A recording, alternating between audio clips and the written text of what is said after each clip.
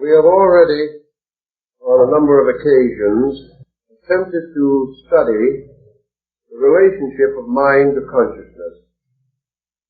We hope in the present series to clarify this relationship a little more and to develop certain aspects of the subject which will have immediate and practical usefulness to us in daily living. As we probably all realize, in the course of the last century especially, the concept of mind has come to include the concept of consciousness. We regard these as almost identical terms. And while in certain departments of philosophy there may be recognized differences, in practical daily experience, we take it for granted that whatever we think about, we experience as consciousness. We think of consciousness as that which gives us the power to think. And when we turn our attention, our mental attention, upon any subject, we assume that we are examining it in terms of our consciousness. What is the essential difference then in the meaning of the two thoughts or terms?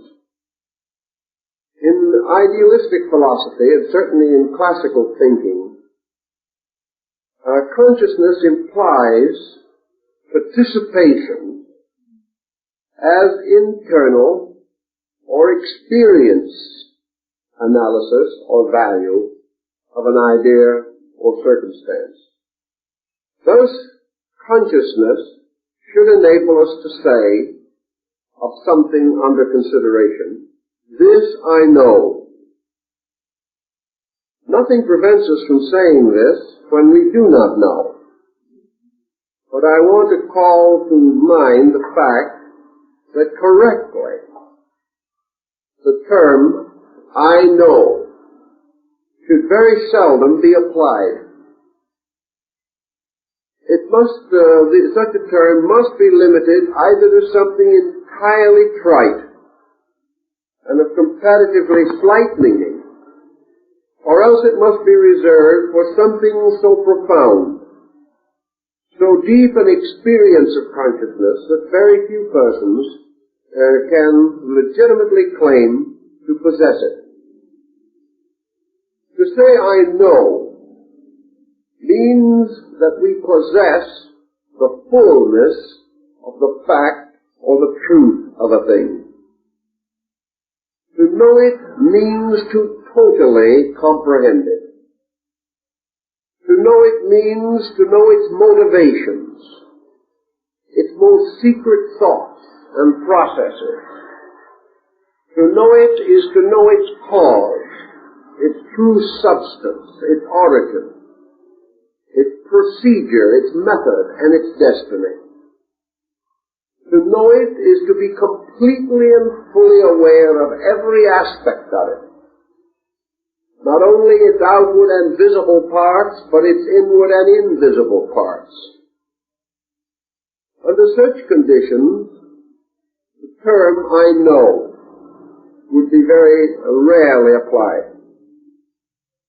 On the other hand, we can say, this I think, this I believe. And thinking is a kind of defense of believing. We think about things, but we do not think with them. By the use of the mind, we can become aware of such qualities and attributes of things as may be known by the senses. And to the sensory evidence, we add a believing, which is a distillation or an extension by mental process to an apperception of certain values beyond those most immediately apparent. Therefore, if we see with our sensory perception a man stepping off the corner of a street and walking toward the other side of the street, we then close our eyes so that we do not see him reach the other side of the street. We will still, however, by the extension of our sensory evidence, assume that he reaches the other side of the street, and continue to visualize inwardly his advance toward what was obviously and evidently his original goal or purpose. Thus, by the mind, we not only see the visible parts of things, but we apprehend their probabilities.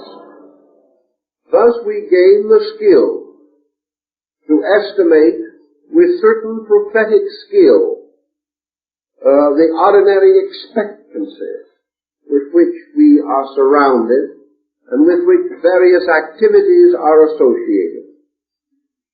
We may therefore say that by the mind we may perceive the structures of things, their actions and conducts. And we may also reason or rationalize upon the meanings of things which are visible, thus developing a morality, an ethics, or even a philosophy. These being the extensions of things obvious, and their motions, and certain probabilities derived therefrom. All through this process, however, we realize that thought is dependent upon sensory testimony. It is very difficult for an individual to think about anything of which he has heard nothing, seen nothing, nor which he has contacted in any way, and upon reflections about things observed. These reflections particularly, because they become more or less abstract, and because we are rather proud, in fact a little awed, by our own reflective ability, these reflections may be mistaken for consciousness. It may be assumed that when we enter a reflective or meditative state, we escape from the normal processes of mind into some extrasensory dimension of knowing. However, this is not strictly the case.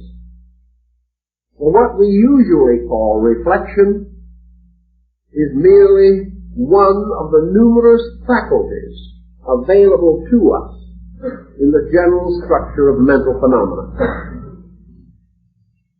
As we are not yet able to adequately define the boundaries of mental activity, as we are not able to determine correctly what part of life is entirely mental and what part is without mind, if such a part exists, we are unable to clearly differentiate between the various sensory reflexes, nor can we be sure whether our mental activity is arising from thoughtfulness, or from prejudice, or from opinion, or from a variety of secondary sources.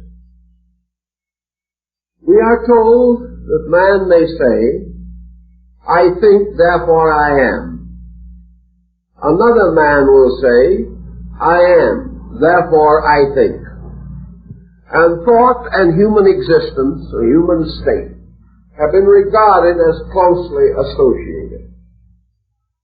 Yet whether thinking is a true evidence of humanity is still a moot question. For thinking has been indulged in since the beginning of history. Yet man has thought himself into more difficulties than he has ever thought his way out of.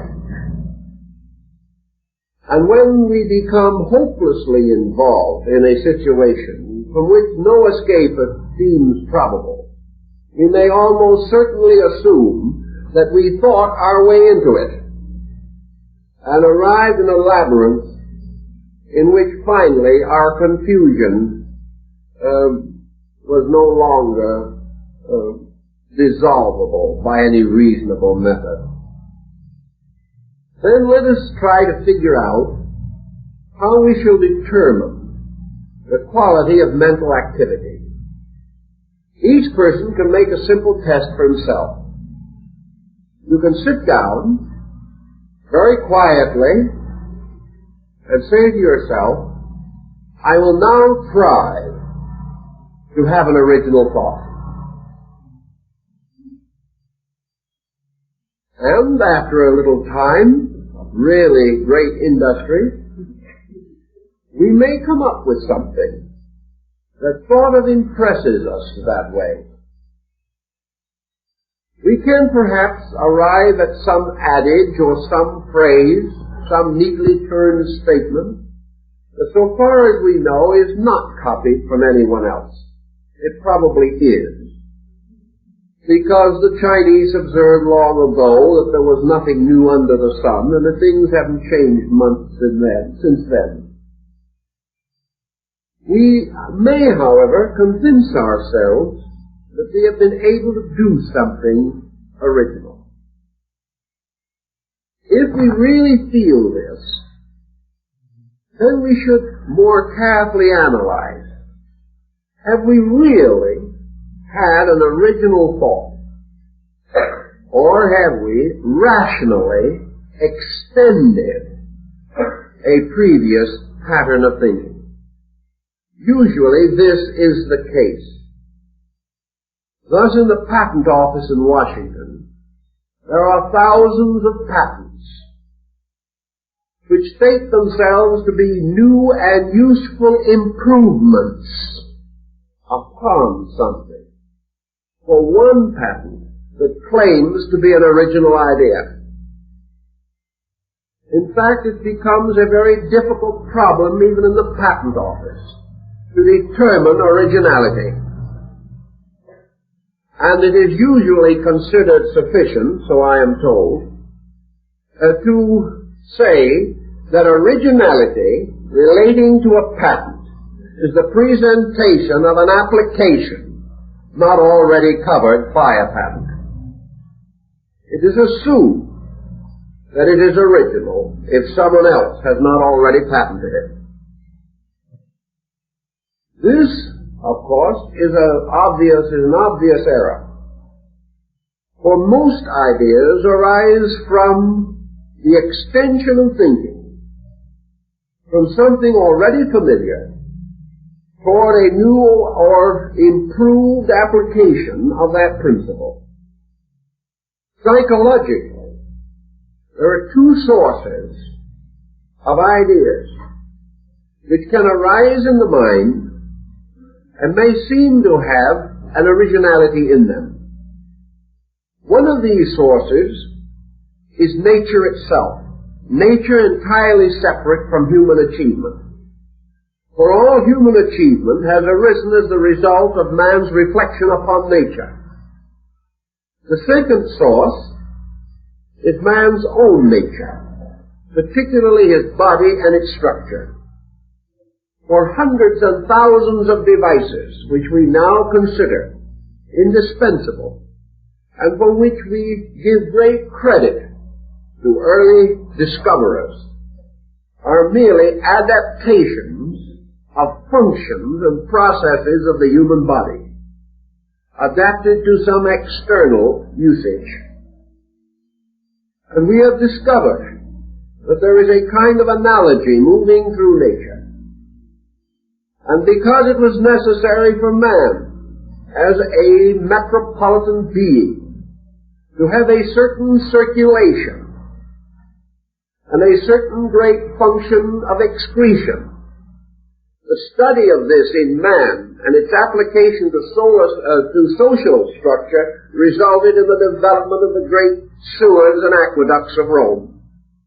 They were based directly upon the processes of the human body.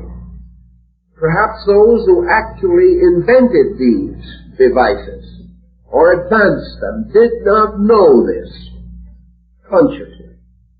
But because they had lived constantly in the presence of a universal ingenuity, in the presence of procedures, processes, and methodologies in the earth and in the sky and in nature around him, man finally adapted and adopted these things, finding uses for them in the development of his own way of life.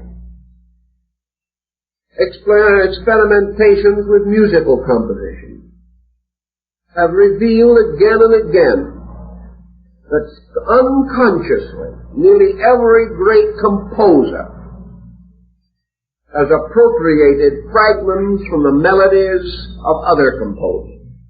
He does not even know this, but he instinctively draws forth these fragments, and his contribution is not newness, but a new arrangement, or the bringing together of parts previously not united.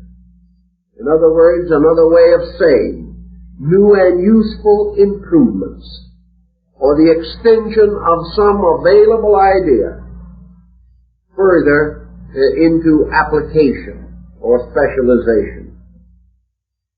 From all this, we have to realize that mentation is a kind of exercise or activity upon a level. Mentation may expand to the corners of the world or extend into innumerable fields, but it is bound by a certain level of altitude. It cannot ascend beyond a certain point. And if it descends too far below this certain point, it also loses effectiveness. The mind, therefore, is an instrument adapted to the objectivity of human experience. Mind has as its primary purpose the victory by man over environment and the integration of his resources toward orientation in the objective world. The mind, to accomplish this, must have overtones. And of these overtones, perhaps some of the most significant are philosophy, religion, and science. And here we will come to considerable discussion, particularly in religion and philosophy. As yet, science has not come to this division, but it must ultimately do so, and we already begin to see indications of this division within the body of science. Ages ago, thousands of years ago, religion divided into a formal worship and a mystical worship. Dividing, therefore, the intellectual concept of religion from its spiritual or consciousness level.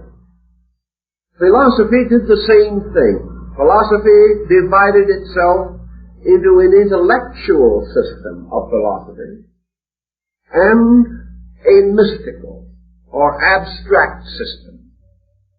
Intellectual philosophy being represented by such works as those of Kant and Nietzsche and Schopenhauer and Hume and Lessing, whereas the mystical aspects of philosophy are to be found in such Oriental systems as Vedanta and Yoga, and in the Western systems of Bamy, St. Martin, and Baron Emanuel Swedenborg.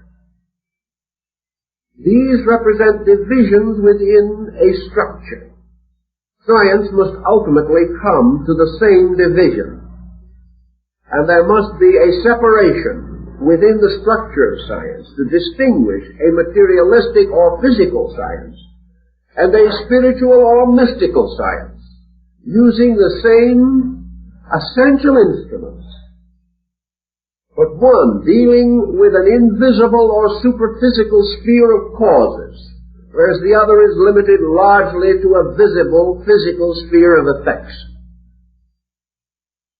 This is because the inner life of man ultimately divides between an intellectual and a mystical approach to the substance of knowing.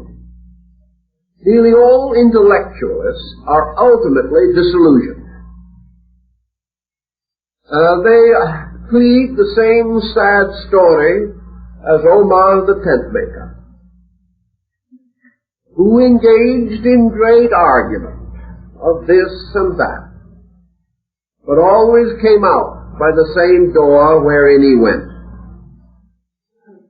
The intellectual comes ultimately to the realization that the mind can go only a certain distance.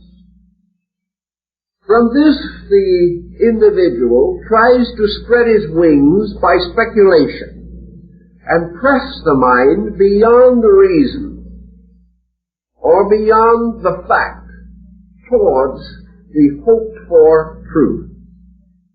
In a little time, however, this speculative instinct passes out of sober control. For as landmarks are lost, similarities and familiarities are left behind. The mind gradually ceases to have a functioning power of its own. Deprived of all cooperation from the sensory and reflective parts of itself, the mind ultimately goes to sleep. It has no possibility of escaping into consciousness or departing from the world of phenomena to which it belongs, by which it was generated, and concerning which it is completely absorbed and dedicated. Buddha points this out very clearly, for he makes the mind to be a production of sensory reflex. That it is not the mind that makes man see the world, but it is the world which makes man have a mind to see with. And all of our sensory reflexes are totally dependent upon objectivity for their own existence. If there was nothing to see, the faculties of sight would fail. If there was nothing to hear, the faculties of hearing would fail. But there is a very interesting thing, a problem that has long been debated. The old story is, would there be any noise if there was no one to hear it? We may say definitely that if man did not hear sound, he would dwell in silence. Therefore, silence arises either from the end of outward sound or the termination of inward hearing. Either can produce the same result. According to the Buddhist concept, therefore, the ear and the thing heard are in indispensable relationships with each other. And hearing, or sound, is the product of their union. And if either be removed, the product is destroyed. If this is true of the entire mental nature, then mental phenomena generates the mind, which in turn reflects upon mental phenomena.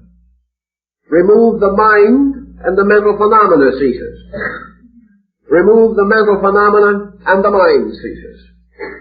They are utterly interrelated and interdependent, one upon the other.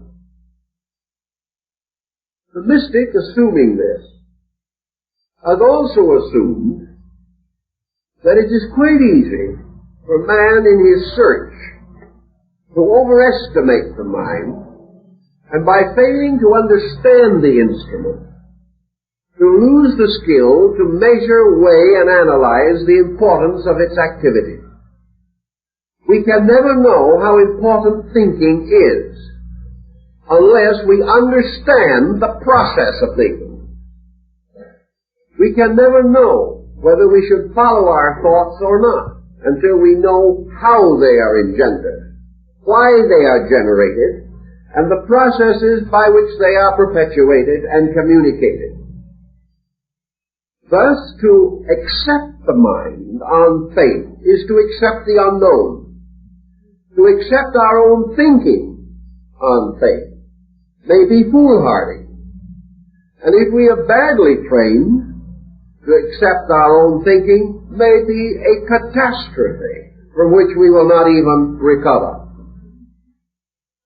To achieve, then, a certain attitude of wisdom, we must realize early in our search for reality that our own thoughts are not important,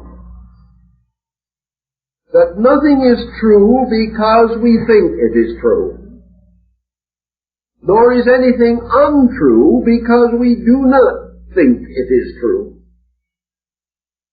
Believing is not knowing. Hoping is not knowing. And every procedure which arises in the process of mentation is no more valuable than the instrument that produced it, and no more significant than the level of action with which it is concerned. Man believing totally and completely in the importance of a material way of life will find thinking more valuable to maintain his concepts than a person who had a different concept of living itself. We live objectively in a world where thought and scheme and plot and plan are vital to our success. But they are vital only to our success in this dimension. They are vital only to the advancement of ends, which may or may not have any importance whatsoever in themselves. Usually they do not.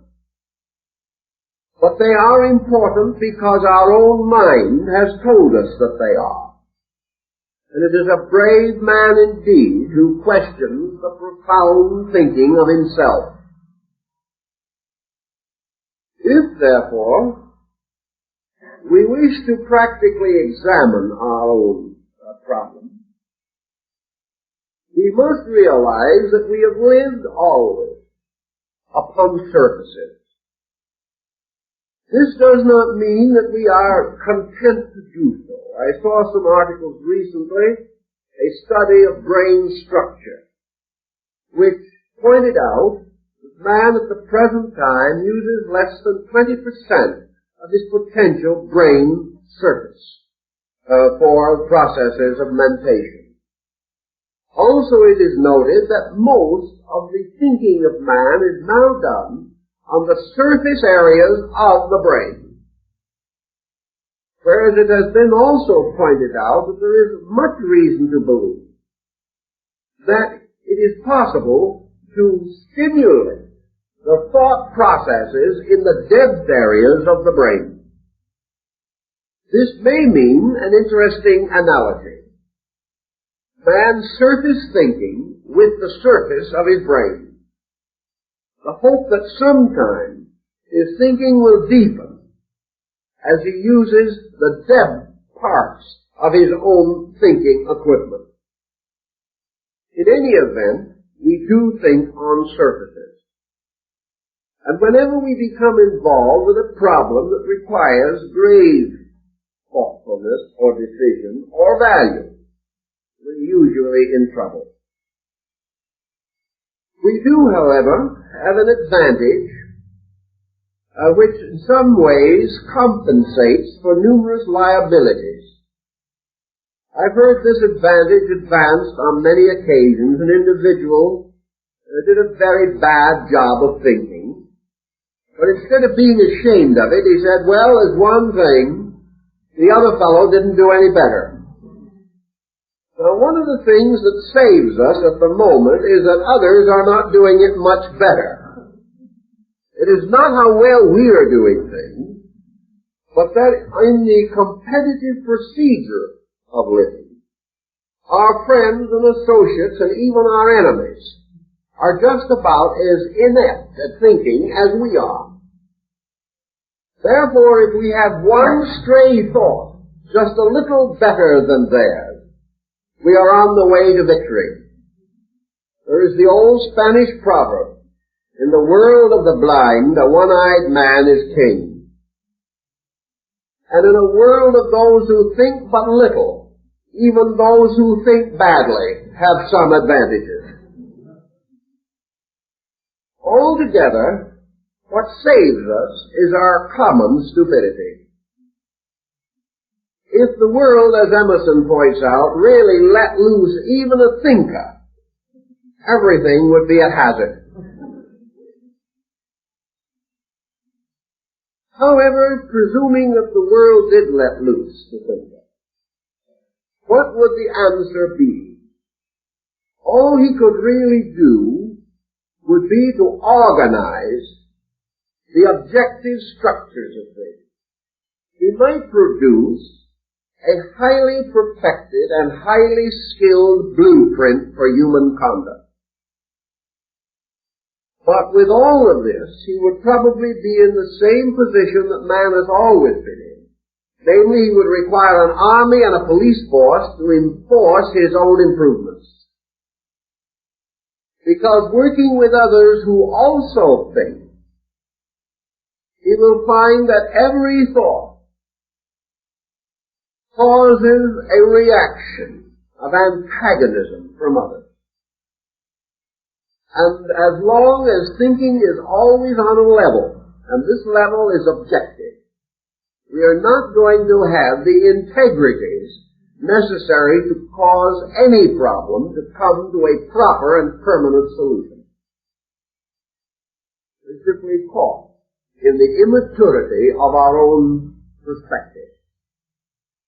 Somewhere in this pattern of things, the so-called mental level, the normal person of today is in the interval between childhood and adolescence. The motion picture industry has said that the average member of an audience is 12 years old mentally. I can't say that the film industry has done anything to help these youngsters to grow up. But at the same time, thinking, even within the mental range, is still a comparatively neglected exercise. And we use the mind that we do have mostly to find excuses for the gratification of our prejudices and attitudes. Buddha points out that we usually exercise the intellect to defend the validity of our own mistakes. In other words, once having done something wrong, it becomes a matter of face-saving.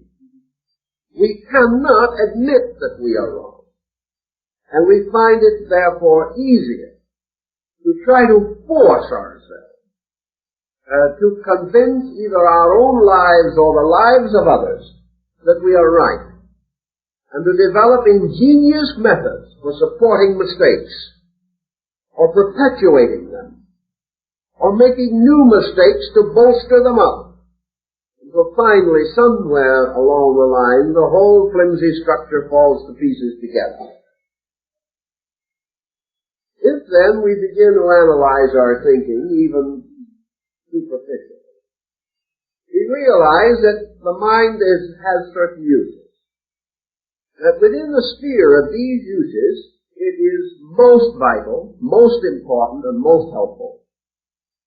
But when expected to produce that which is not natural to it, or introduced to problems which are not reasonable for it, the mind produces conclusions or findings which are deceptive and irrelevant. The mind, for instance, is very useful in memorizing telephone numbers, which are quite important to us. It also enables us to keep our appointments with reasonable punctuality if we can keep our minds on it.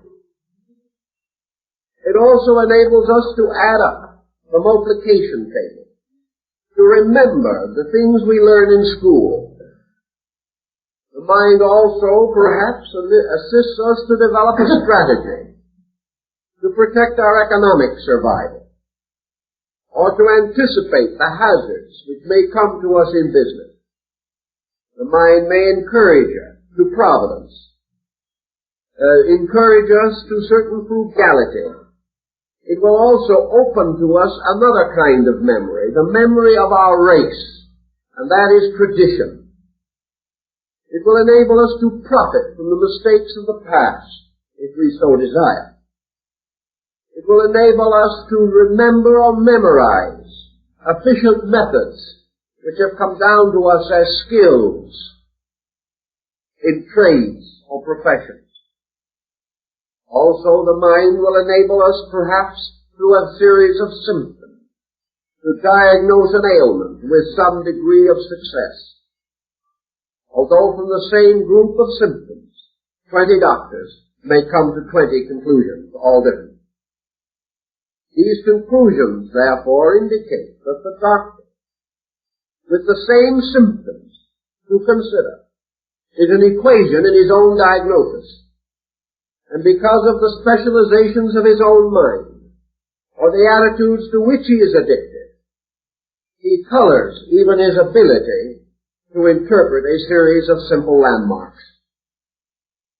Everywhere, therefore, we do observe that the mind colors, and that in almost every procedure, we find the mind, to a measure, over-anxious to please us, desirous of coming to that conclusion which we expect or demand, attempting to prove what we want to prove, and to disprove what we do not want to prove.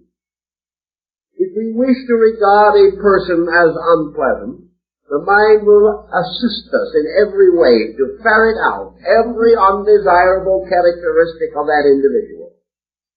If, on the other hand, we have a natural affinity to that person, the mind will then set to work resolutely and obscure every defect in them.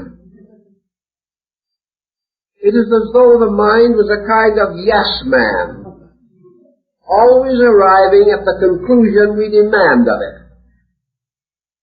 And to the degree that we do demand, the mind will be dishonest in our favor. And as this is what we wanted in the first place, we consider the mind admirable in every way and practically infallible, simply because it arrives at the conclusion that we desire. It also has another wonderful ability to forget. And when the conclusion proves to be wrong, the mind is able to escape all blame by transferring the injury to someone else or to some other time and some other place.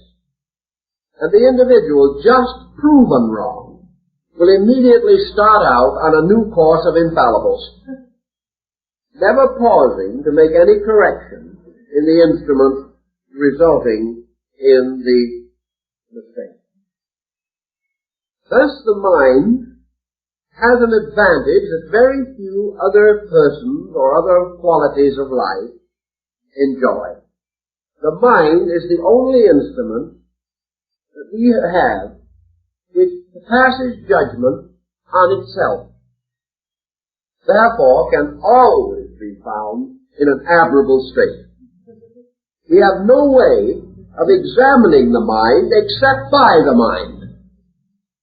So when we say to the mind, "Are you all right?" the mind will certainly say yes. Or if we say to the mind, I do not like what you are doing, the mind will say, neither do I. It will always please us, it will always gratify us, and it will always lead us into further trouble. This in contradistinction to the general idea that we have that the mind is a noble leader of our living, that it has something resembling the qualities of a Cato or a Cicero, that it is fair and honorable, a mighty judge among judges, and that it sits aloof from all things, judging righteous judgment. Nothing could be further from the case. The mind is in every mess we get into. It is a Mephisto, ever ready to gratify our every desire. And then when trouble does come, the mind looks perfectly blank and said, I have nothing to do with it. If the mind then is not behind all this conspiracy, what is? Behind the mind, undoubtedly, in the case of man, is what we call blind pressure. This blind pressure is simply emotional tension. It is intensity. Man says without thought, this I like, this I do not like. Whenever he sees anything, he says, this I want, if it is in any possible way useful to him. If he sees anything utterly objectionable, he says, this I do not want. And having by the intensity of attitude determined a course of procedure, he then turns the detail of the procedure over to the mind, the duty of which is to prove that he is right, to advance every purpose as he wishes it to be advanced, and to block every situation which he desires to have blocked. The mind, therefore, is actually the servant of the emotional intensity of the individual. The mind does not control emotion. The mind is the victim of emotional intensity. The emotions are much older than thought. The emotions rise in instinct and impulse, and these control and direct life, so that what we call living is largely mentally sustained impulse, or mentally sustained intensity. And by means of the mind, we try to find various ways of accomplishing our emotional purposes. Our emotional purposes of love or hate, of possession and loss, of joy and sorrow. We give, therefore, to the mind the job of causing or making available to us joy. We give to the mind the labor of taking from us sorrow. Therefore, we must rationalize ourselves into joy and out of sorrow, even if we have to create a new universe to sustain our position. Actually, when it's all said and done, it is very hard to determine and to decide how best mind can be directed to its natural end. One point, of course, we learn again simply from observation and from the study of life around us. Individuals have a tendency to be more honorable when they are not under pressure. They have a tendency to be more honest when the advantages of dishonesty are fewer. They have a tendency to be more kind when unkindness is less profitable. Also, we observe, as Mohammed pointed out, that most individuals are probably born honest and are gradually educated out of it by their friends and relatives. Consequently, the greatest good that we can do for the mind is to release it from slavery to the ulterior impulses of our own emotions. If we can actually say to the mind, you are a learned counselor, I want your opinion, and I am not going to give you the slightest hint of how I want the episode to be interpreted. I'm not going to tell you what I want or how I want it. But this is the catch. All this conversation is itself arranged by the mind. Therefore, we have got to find a way of preventing the mind from knowing that secret by which the mind will be contaminated. We can say to ourselves, I want the mind to tell me honestly what kind of a person Joe is. Of course, I think he's a skunk. But I'm not going to let this influence my mind. The thing is done already. The moment he internally admits or assumes any attitude, the mind is already conditioned. And it is rare indeed to find a person who can come to a completely impersonal or impartial judgment on any subject that has any bearing upon his own affairs. This is why justice back in Egypt was blindfolded, and the goddess Maya, who carried the scales of the balance, was represented without eyes. It was to indicate that appearances must have no effect upon judgment, and also that we can only be just when we judge those things which have no profit in them for ourselves, and more than that, deal with subjects about which we have no preconception of any kind. And try to find an individual that meets that requirement. It is impossible, practically, to find a person today without preconceptions on almost every subject, even though he may not personally be involved. He is victimized by the press, by propaganda, by news, by all kinds of conditioning factors. And he is highly conditioned by the opinions of the learned, the informed or experts, whom he regards, therefore, as suitable sources of information and upon whose opinions he builds. These people may be entirely wrong, but they become part of his basic mentation. Out of all of this, it becomes more and more evident as we proceed, and we could proceed much further, that the mind is a very mixed blessing, and that those who serve its impulses consistently are very mixed themselves, if not blessed. To recover from this, there has to be some solution, some way of breaking through this mental barrier. For out of the processes of the mind, operating under the pressure of the emotions and forming a closed corporation,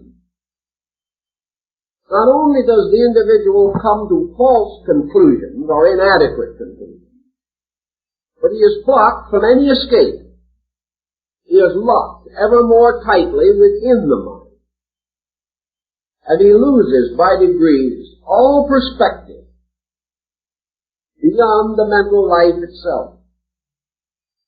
And as he cannot normally experience any internal state entirely separate from mind, he does not know what direction to turn in order to escape from this mental maze or labyrinth ruled over by his own ego, which is the part of him which must always be sustained and defended, and the intensities of which are the basis of nearly all of the psychic pressures from which he suffers. Out of this East and West, ancient and medieval, developed a great pattern of monasticism. Monasticism, which in itself probably is no real solution to the problem, seemed to be the best opportunity. If you wanted to escape from the dishonesty of attitudes, place yourself in a position or condition in which the profits from dishonesty were diminished.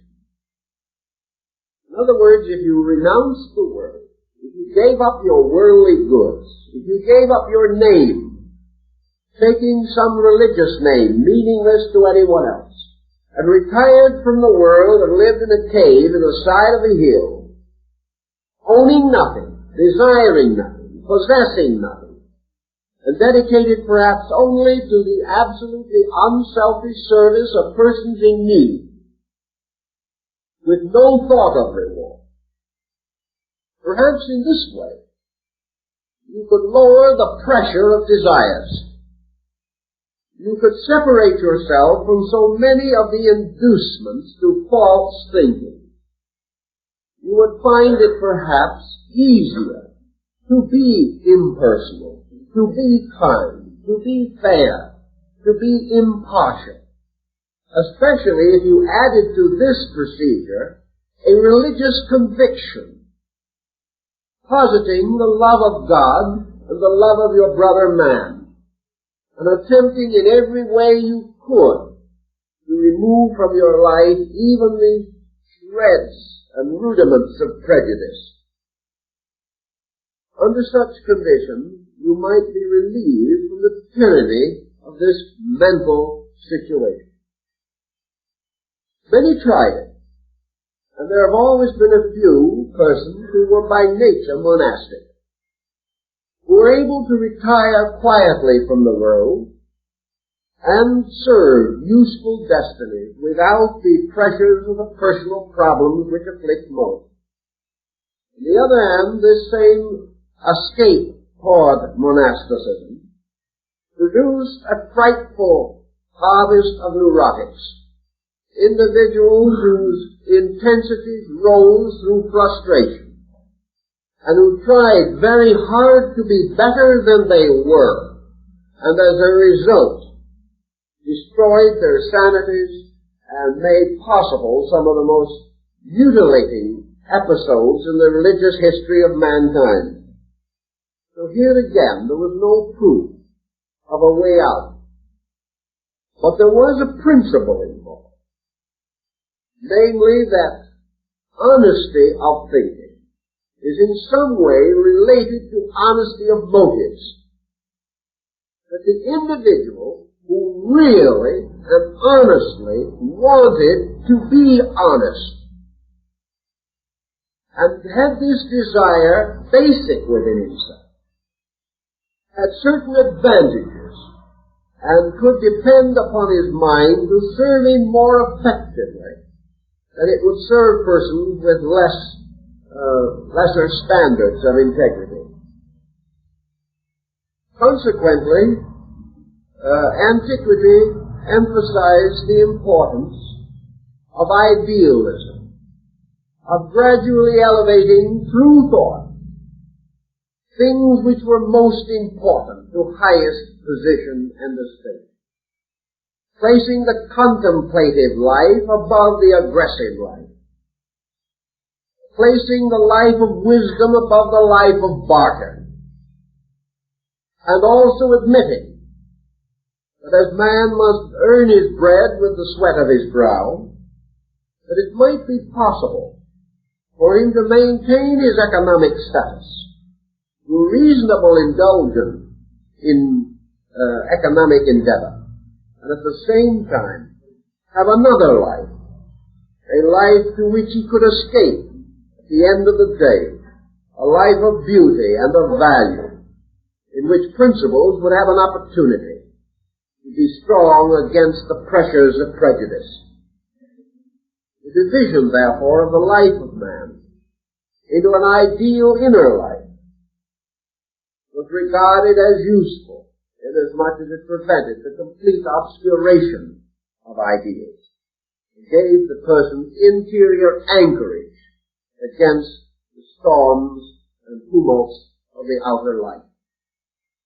The entire concept, of course, was based finally upon the idea that when the sound and the fury passed, and the individual was able gradually, through the unfolding of his own abilities and his own standard of values, to relax away from inordinate pressures, he could gradually come to the state in which he would allow his mind to be honest. And each person could do this to some degree. I rather like some of the ideas of Buddha on this point also. He called attention to his disciples that it was not assumed that the average householder, the average student of the inner life, was to depart totally from all thought, leave the world behind and become an ascetic.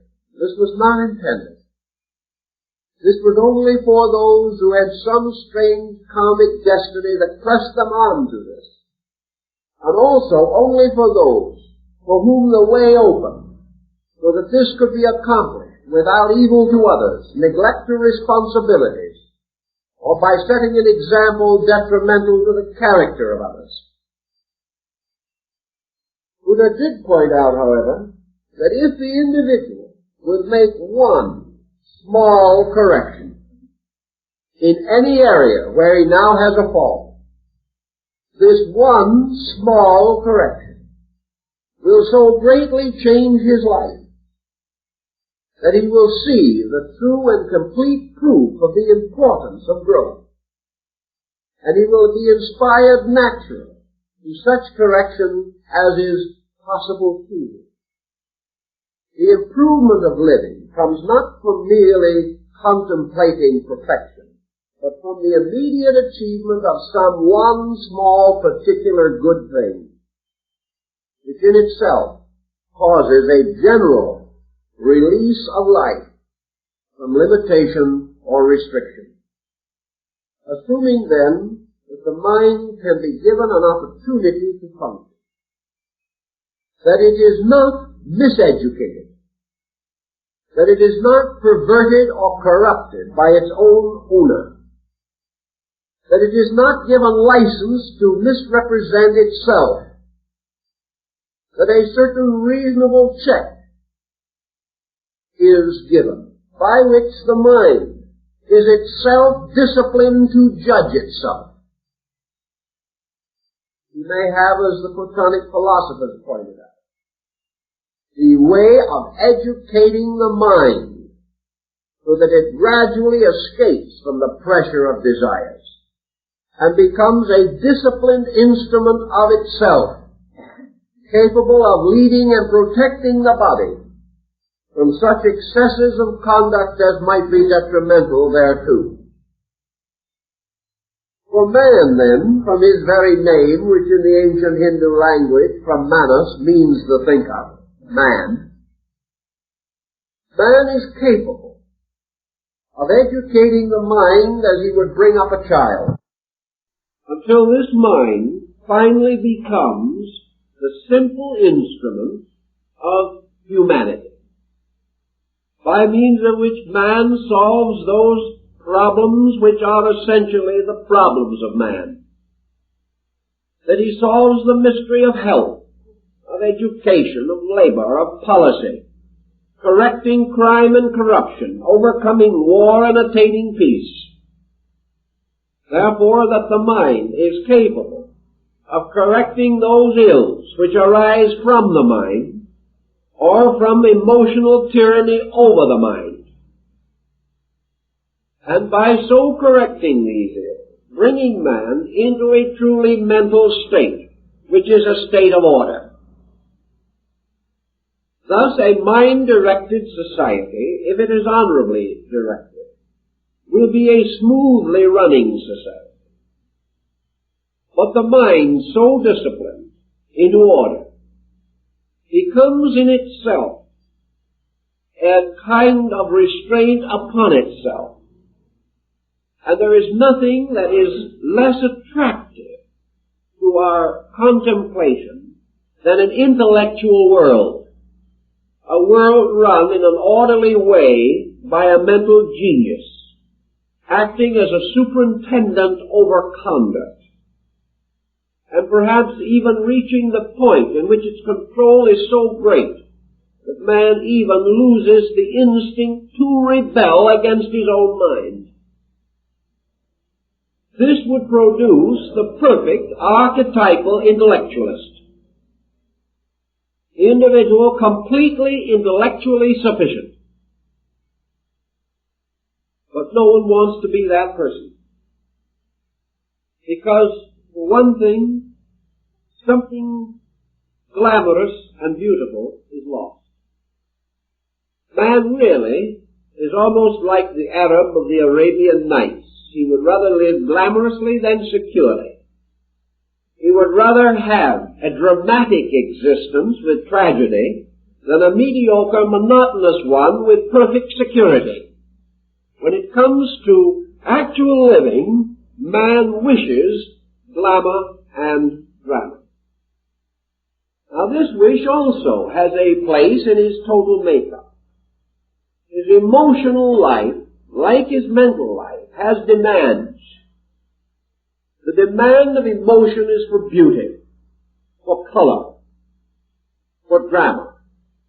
The redeemed, enlightened, or directed emotions must therefore have in them no longer hurtfulness, but a tremendous intensity of satisfaction through the contemplation of their own most worthy instincts and impulses.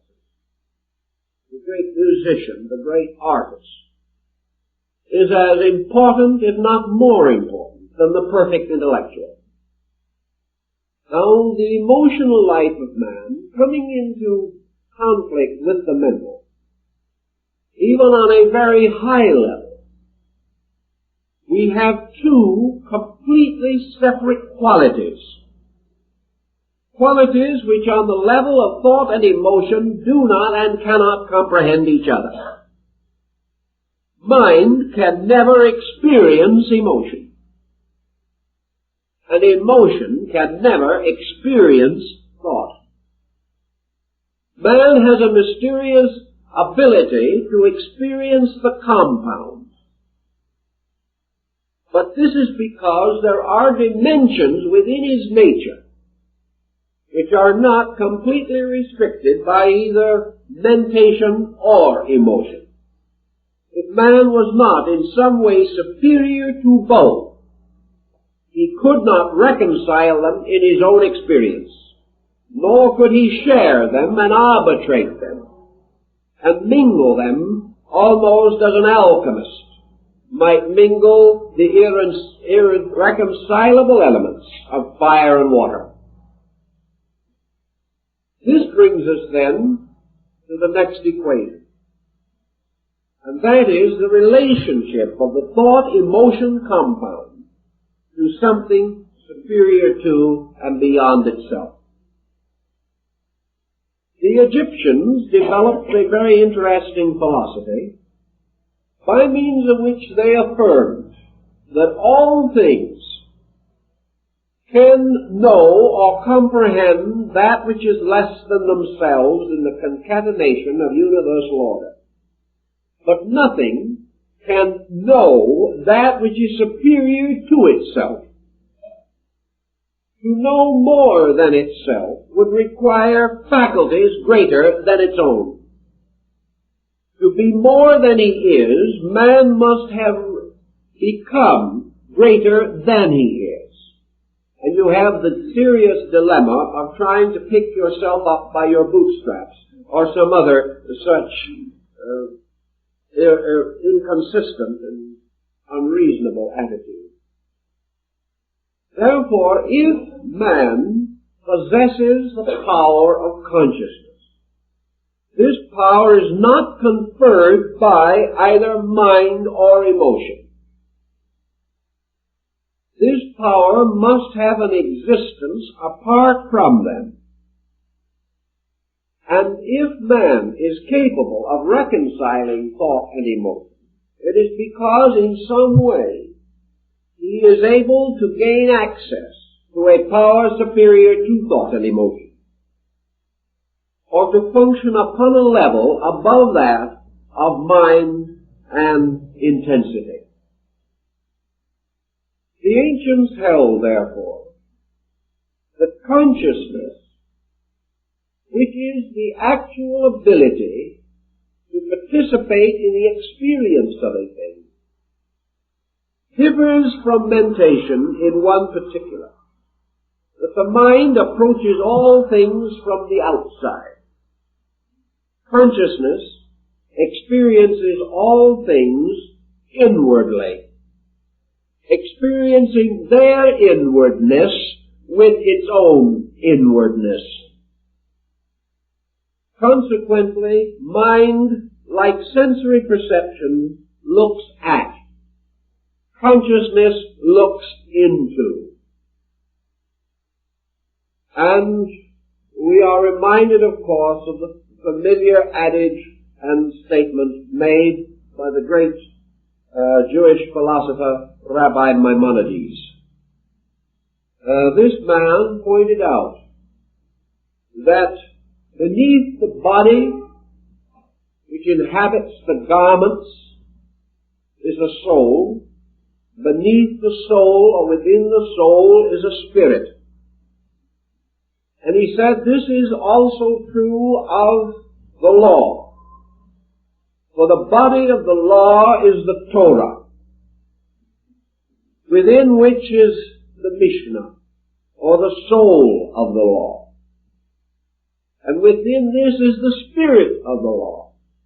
And in all things, the letter of the law killeth, and the spirit of the law giveth life.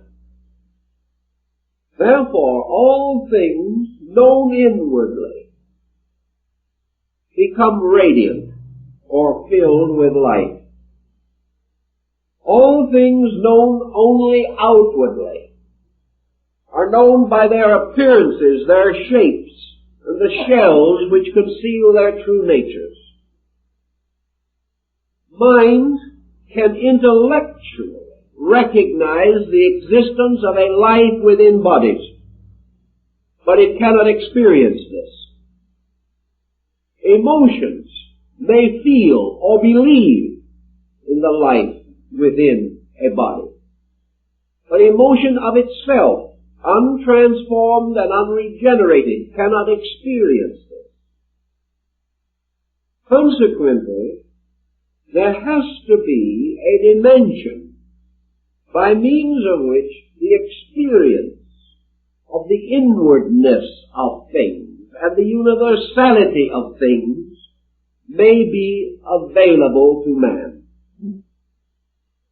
The ancients, for the most part, assumed that consciousness, per se, was not a human attribute, that it was not a part of man, but that consciousness actually was the state of God.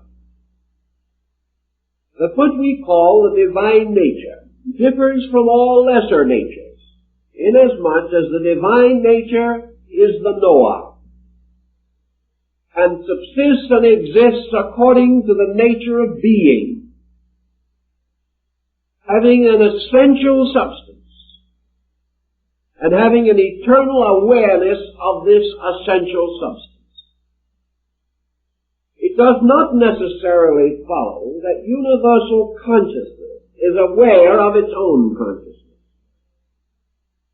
Rather, we must assume that universal consciousness is an existing state, a kind of sea or ocean of life. That this consciousness pervades all things, that it is known only to itself, if at all, and that no other type of mentation or emotional cognizance can be directly aware of it except by judgment or rational extension. Thus the mind, as in the present moment while we are discussing together, is capable of assuming the existence of consciousness. it is capable also of fashioning an intellectual definition of consciousness. It is furthermore capable of rationalizing the absolute necessity for consciousness as the common substance and denominator of lesser states, the reconciler of all opposites, and a state of unity or totality without which the universe itself could not endure.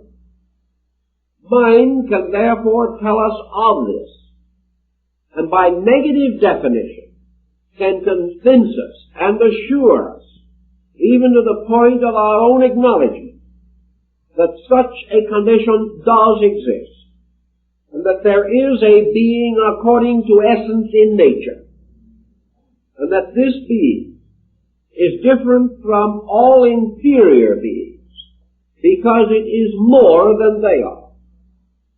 It is therefore more than time, or it is eternity. It is more than parts. Therefore it is wholeness. It is more than divided knowledge. Therefore it is wisdom. It is more than the numerous virtues. Therefore it is the good. It is superior to nature. Therefore it must be part of the cause which engenders or generates nature. It is greater than man. Therefore it is divine. These conclusions we arrive at. And from these conclusions, great rational philosophies and religions have been built. And these rational systems are not bad, nor are they necessarily corrupt from any such conclusion or belief. If corruption enters into them, it is because they have departed from value, not because they have affirmed something greater than themselves. Yet having achieved the intellectual recognition of all these things, having therefore the intellectual recognition of divine love as an aspect of universal consciousness, having the intellectual concept of divine wisdom as an expression of universal consciousness, having also the intellectual concept of divine power as an aspect of universal consciousness, we come therefore into omniscience, omnipresence, and omniactivity.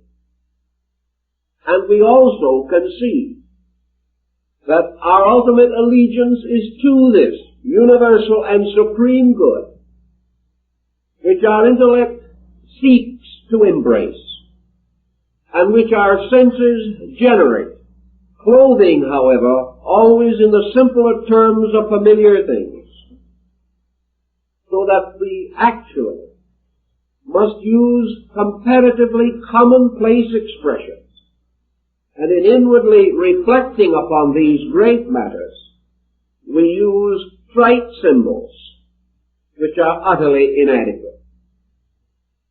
Recognizing all this, we can then perhaps understand the difference between consciousness and thought.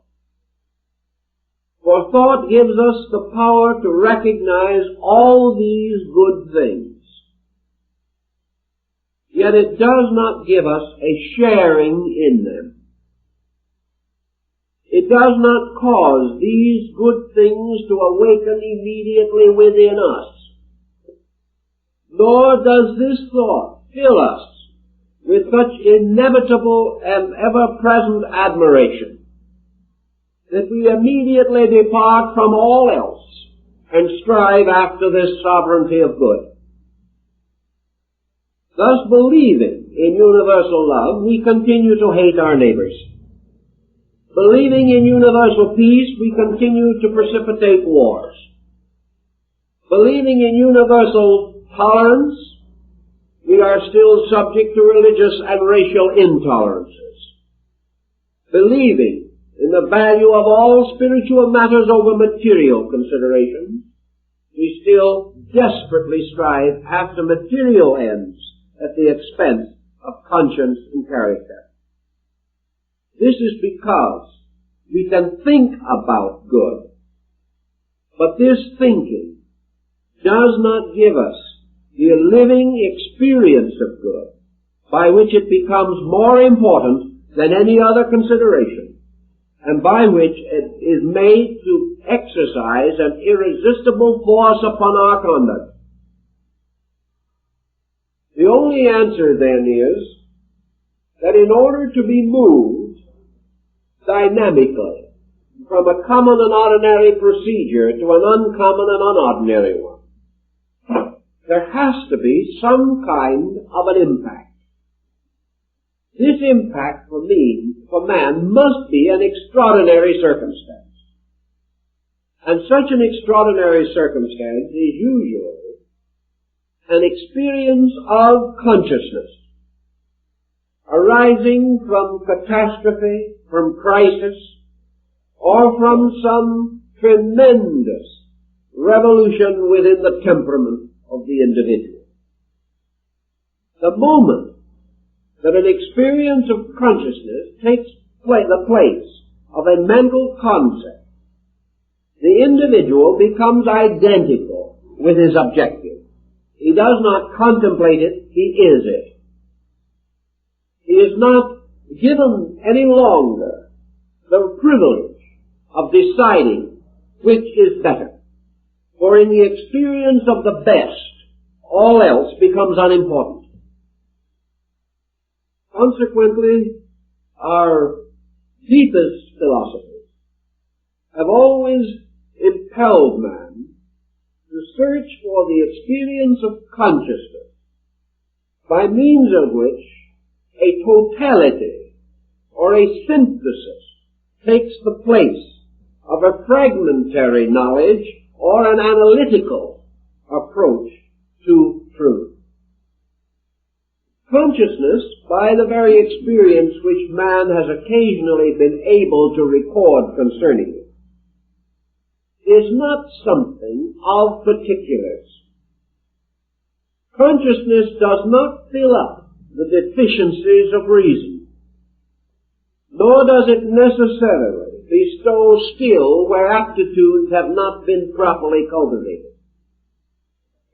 For the most part, consciousness is an impact of total value. And this impact is such that it can vitalize or sustain almost any kind of particular effort. We have no way of knowing whether what is termed the mystical experience differs with different types of persons.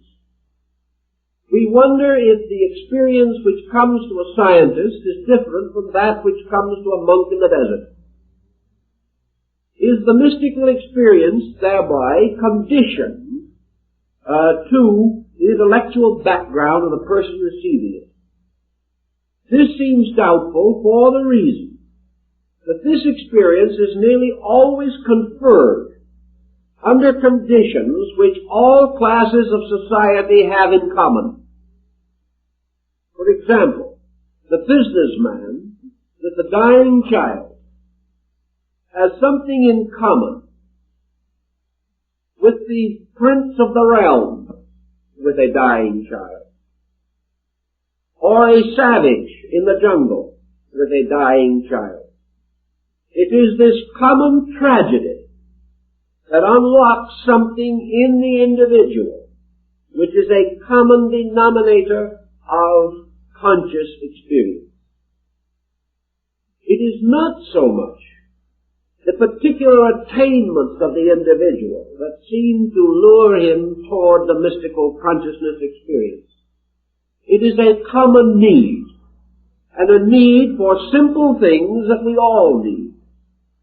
Einstein pointed out that the great mathematician is in just the same need for a simple consolation of spirit as the priest or the mystic. And if a mystical experience comes, it comes on the level of the need, not on the level of the attainment. It is therefore the common sorrow of man, the common stress of existence, the common hunger of hearts and souls, that appears to be the thing that opens the door of conscious experience as distinguished from mental endeavor. For in most instances, this experience does not come until the possibility of mental satisfaction or condolence has been exhausted. It only comes when the individual can no longer find solace, either in thought or in reason, but breaking down into the simplest parts of his humanity, strives after that which is the common consolation with all that lives. The sage, the saint, and the commoner are all united in these immediate pressing needs. And therefore, it is by the common denominator of such needs that consciousness, the common denominator of all life, symbolically reveals itself. Thus in consciousness, there is the bestowal of a certain kind of certainty. And we must ask ourselves just exactly what kind of certainty this is. We know it is not a theological certainty in the common sense of the word. It does not belong to a faith, for the mystical experience has occurred in all religions. It has therefore to do with the quality of believing rather than the creed. This is another example of how it breaks away from intellectualism. For many creeds are divided intellectually, but the soul hungers of human beings are not so easily divided. It is the hunger in the heart of man, the hunger of life, as Bainey calls it, the hunger of the creature for the Creator, that seems to be the final appetite by means of which the individual crosses into that causal kind of knowing which alone satisfies the hunger that food cannot reach. Man requiring this bread, which is not of this world, this bread which is the food of the Spirit, gains his insight and consciousness by the hunger of his needing, rather than by the intellectual requirements of his mind. He is actually not searching for proof, for as one mystic points out, he was not seeking to justify God, or to know that God existed, or to prove God. He was simply seeking this peace which surpasseth understanding. He was seeking inevitably for this life, which is indeed the life of men, the life of conscious experience within. For without this, all is death, once man has recognized the possibility of its attainment. So consciousness to these mystics is not something over which man may exercise any control. The hour of its coming no man knoweth, for it entereth as a thief in the night. The individual cannot earn it exactly. He may merit it, he may deserve it, but its coming depends upon a basis of merit and desert beyond our estimation. And the mind which considers itself ready may be deceiving both itself and the heart. It is therefore in the readiness of the pure life in man that the experience comes, not in the justification by the mind or the emotion. In this experience, therefore, man's experience of consciousness is not that he becomes conscious, but rather that he enters into a subjective state of total worship, that he is suddenly aware of something that brings him to his knees, inwardly if not outwardly. He is not brought to his knees by terror or by fear, but by the awesomeness of that which is inevitably and eternally so. He enters into a highly receptive relationship. Suddenly, with all of his total life, his total being, he is able to say, not my will, but thine be done. Because in this case, his own will ceases to be of any value, any significance, or any importance. In fact, it is a detriment.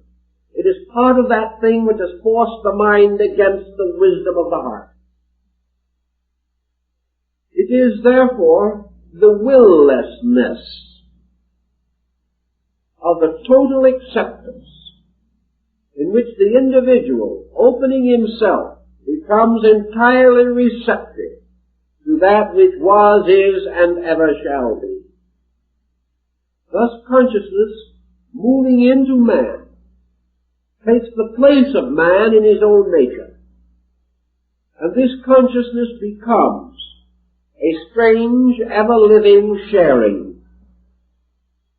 It is that something by which a light from within, shining upon all other things, causes these other things to appear transparent, causes their inner parts to be as evident as their outer parts, but mostly transparent in their causes, in their spirits, and in the source and substance of their motivations.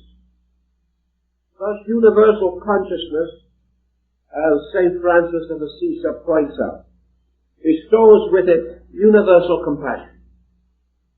The individual ceases forever to judge, because judgment was a mind-judging life. This is audacity, only permissible while man knows no better. But when mind judges life and comes in with an unhappy verdict, life judges life and comes in with a verdict of divine love and understanding. Life judging itself knows itself, knows therefore its risings up and its settings down, knows its increasing and its decreasing, and the life of the universe, being the love of God, knows the shortcoming, limitation, and frustration of all creatures that have not come to the light. Therefore it passes judgment upon nothing, but rejoices in the light within all other things.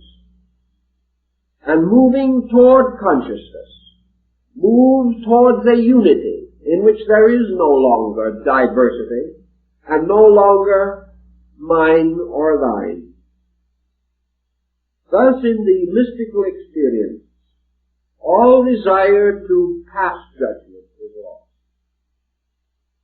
And the individual has this momentary flash of eternity, as described by Bamy as the lightning flash, which suddenly and instantly illumines all things, then passes, leaving a darkness. But that darkness can never forget the light. And that which is seen in the moment of light forever destroys man's fear of darkness. For in a moment he has seen what is in the darkness, and he has seen that it is good. And in this goodness is the end of all his fearing. Plotinus declares that on only a few occasions was he lifted up into the blessed experience of his God. But in those moments he was as God. And being as God, he became as father, mother, child. He became parent and friend. He became leader and lover, all in one. And in the moments that followed these experiences, when life closed in again upon the mundane pattern of things, Plotinus said that these moments of eternity sustain the soul throughout the whole mystery of time. Once this experience has occurred, a man has the knowing and can say of inward things, these I know. Against such an one, the shocks and arrows of outrageous fortune have no power or strength. And although the light itself may not continue to shine, man continues to know that it is there, separated from him only by the opacity of his own senses, and that wherever he sees darkness, it is merely because his eyes cannot bear the light that is behind the darkness. Thus in these experiences comes to man the courage or the strength to sustain him through the numerous vicissitudes in which material things close once more around him. But in these moments he has experienced the fact of consciousness. More than this, he has experienced the fact of immortality. He has experienced the fact of God, of totality. And for a few seconds he has been filled with that infinite love of life and love of God, which cannot be known on the sensory or emotional levels of man's external existence. Therefore, in those moments, his world is placed in order. In such an order that it can never again be shaken from that order. And in this, the opinions of others become meaningless. Or his internal faith or knowing, this man may be persecuted and martyred, but he cannot be touched.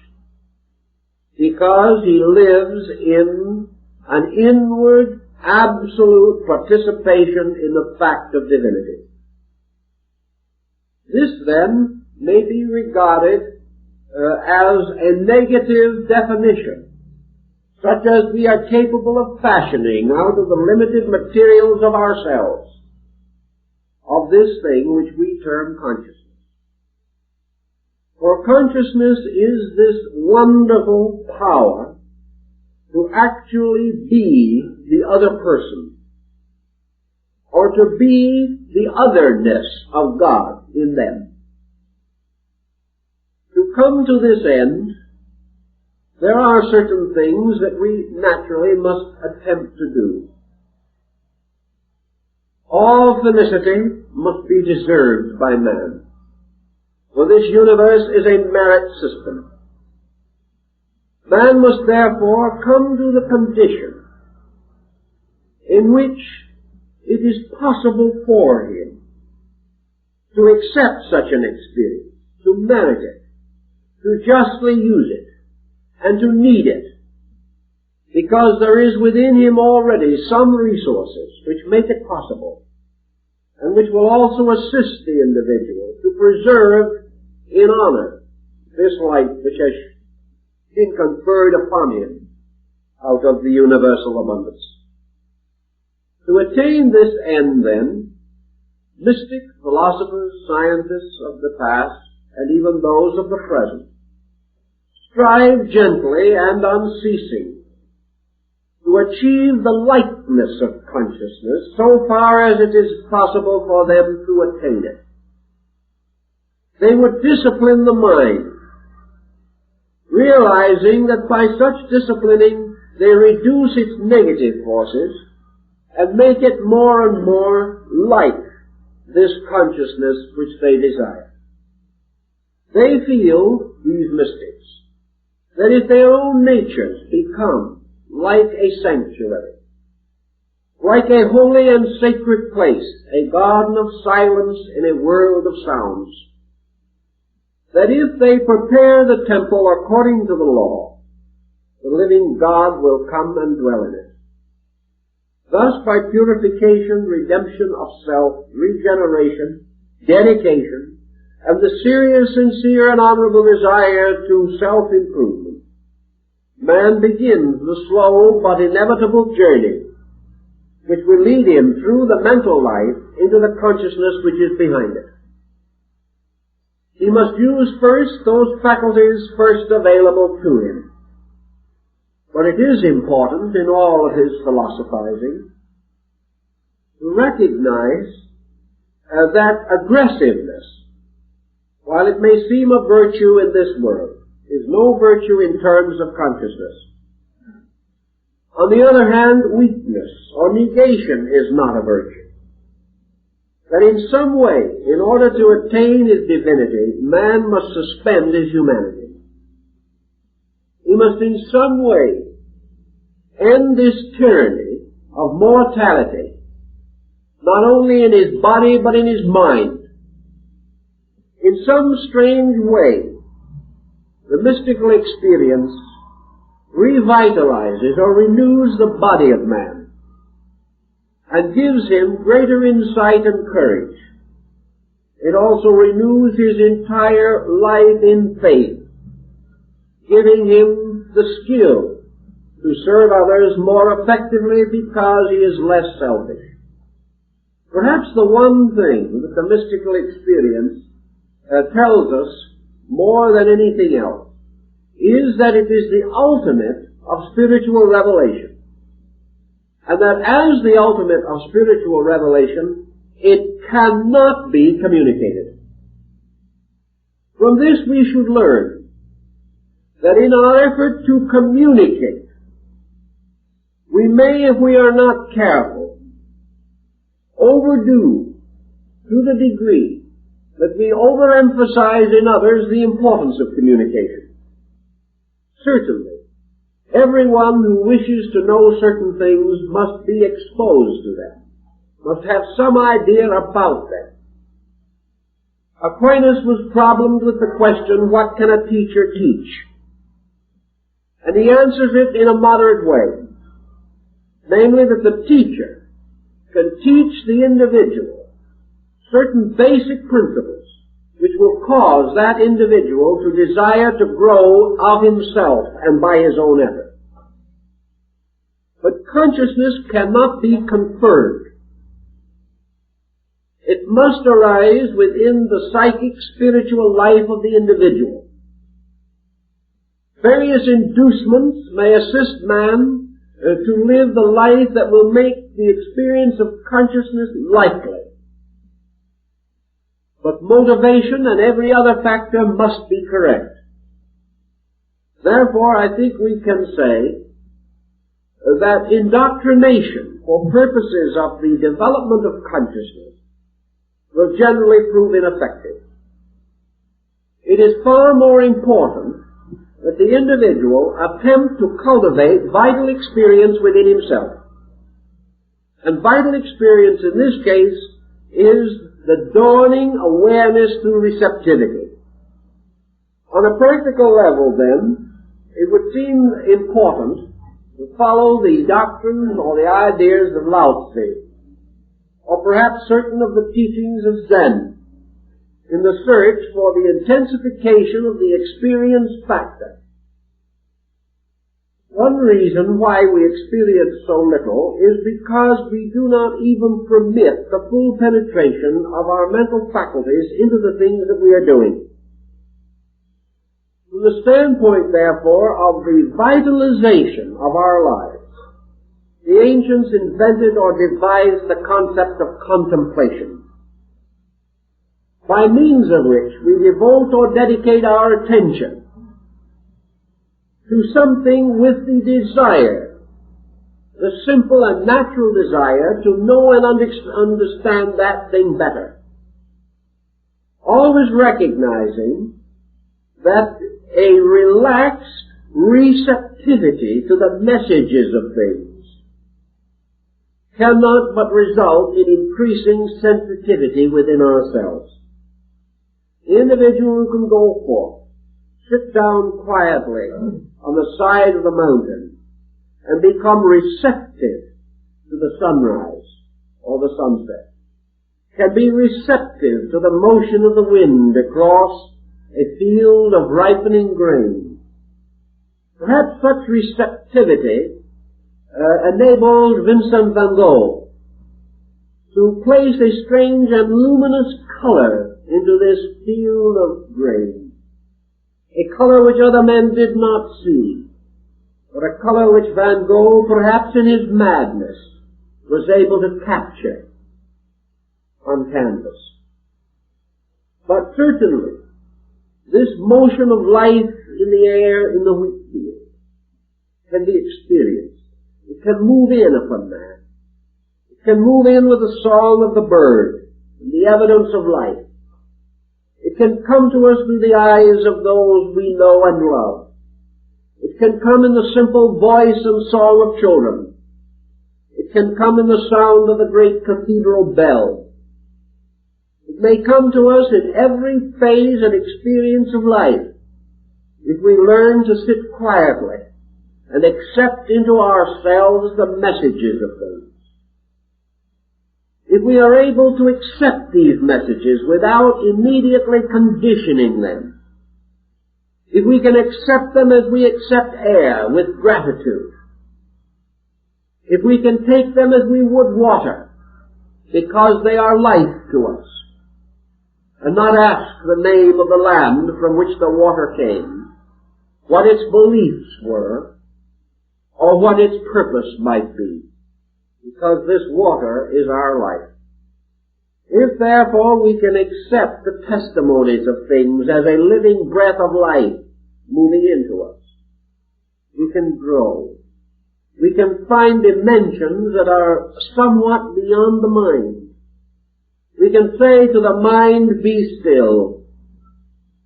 And in this stillness we can accept the simple impact of life, the direct experience of living upon living.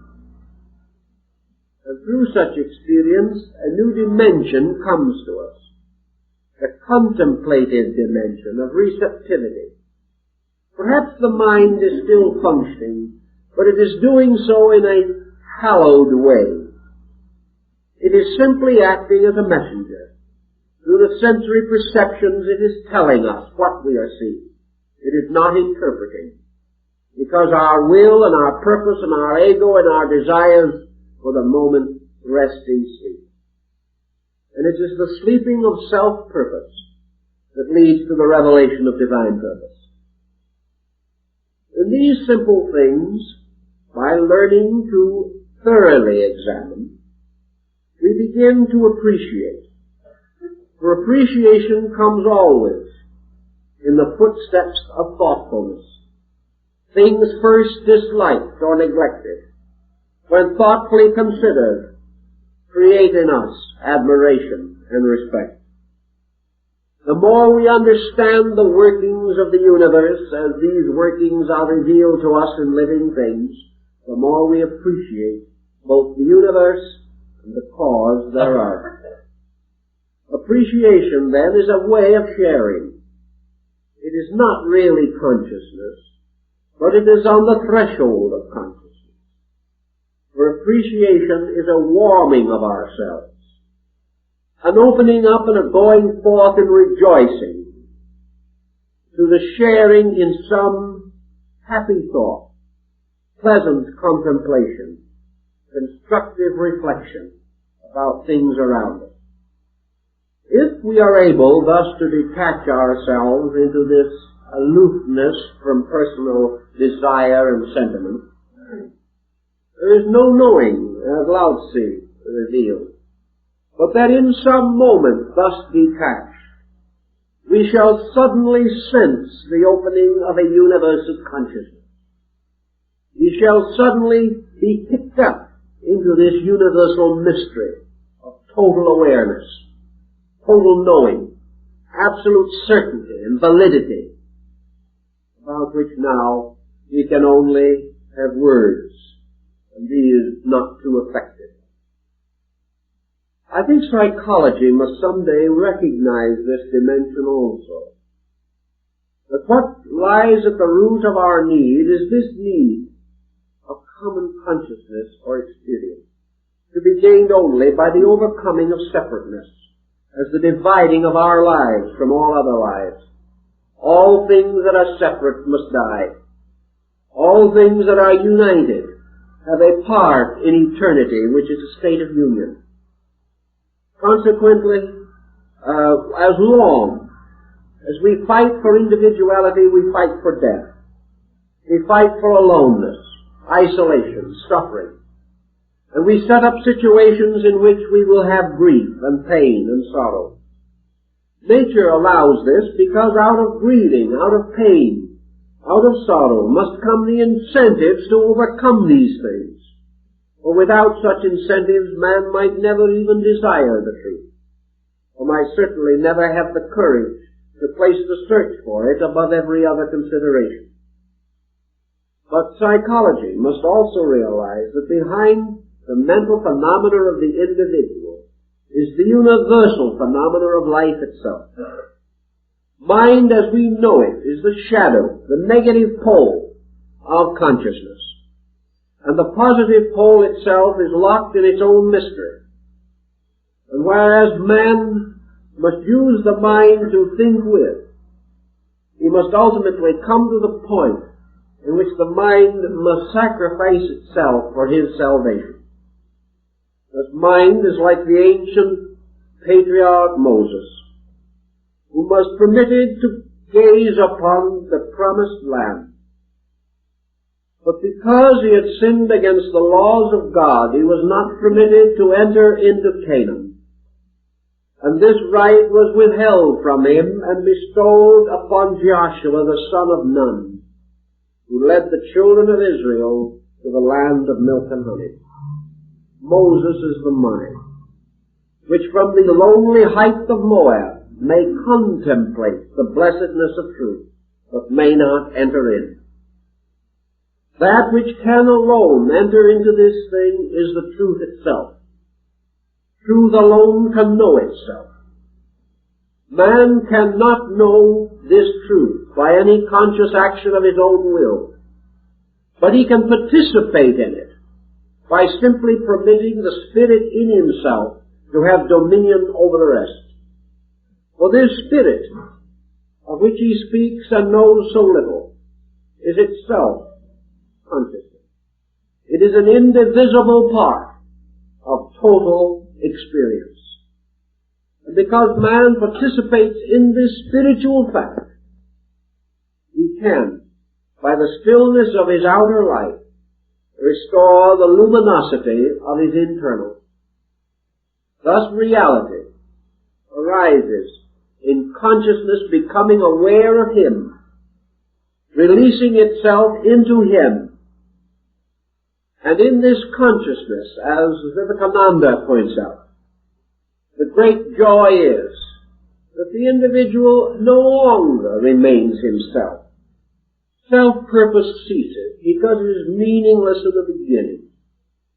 The individual attains all by giving all, attains complete and perfect peace by becoming one with the infinite, and fulfills all desire by permitting universal desire to fulfill itself through the faculties and powers which man has created. Thus, in the mystical experience, eternity takes control of man, his nerves, his muscles, his very body, takes control of his mind and his emotions. For the moment, man is eternity. And in that moment, there is impressed upon the fabric of his being a strange and indescribable experience. Later, this fabric cries out to give testimony to it. The mind seeks to explain. The emotions seek to interpret. But in their very explanation and interpretation, they defeat their own objective. For the only record is this strange impact upon the very substance of body itself. This strange, wonderful luminosity, which alone bears witness and which cannot be explained, except that the body is truly filled with light, a light which is itself filled with love and goodness. These experiences tell us something of a consciousness behind things. And when this consciousness takes hold, then perhaps the mind, among other servants, can bow down before it, and the mind, made divine by the life within it, may become a wonderful and useful instrument, may go forth to reveal the laws of eternity and the workings of time. Something like this happens in the case of the great composer. For the music which Schubert and Schumann heard within themselves, and which they record as having first realized as moving in the air about them, this music was captured by some dimension of consciousness. It was something that moved in upon them. They neither conjured it nor created it. They created a rapport with universal harmony and sound, and something out of their own psychic nature composed this strange harmony upon an instrument of universal tones. But once this experience was felt, once this strange haunting sound was captured, then the mind took over, reduced it to playable proportions, placed it upon a proper key, set it on paper, and made possible that it could be enlarged into a symphony or whatever the composition required. And out of technique and skill and wisdom, inspiration was made available in its most perfect form. Thus the personality, the mind, and the emotions become the servants of divine purpose. A man having exchanged the uncertainties of his hopes and fears for the certainties of consciousness impact within himself, then finds his outward life unfolding in reverse. For instead of the outer molding the inner is molding the outer and expressing through it and releasing into the world those values and powers which we so greatly admire in those illumined souls whose contributions have earned our homage and admiration. In our own way, we must each pass through experiences of this kind, trying to gradually differentiate between consciousness as God life light in us and mind, which is the sum of our own struggle. Mind can help, but consciousness can save. And that which mind divides and wounds, consciousness shall unite and heal. For in all unit consciousness, total life, all good things come into their natural and inevitable works, and all which is divided or imperfect shall vanish away. And the individual, having experienced this, moves triumphantly along the way of life with perfect assurance within himself that he lives in a world of God and truth and life and love and wisdom.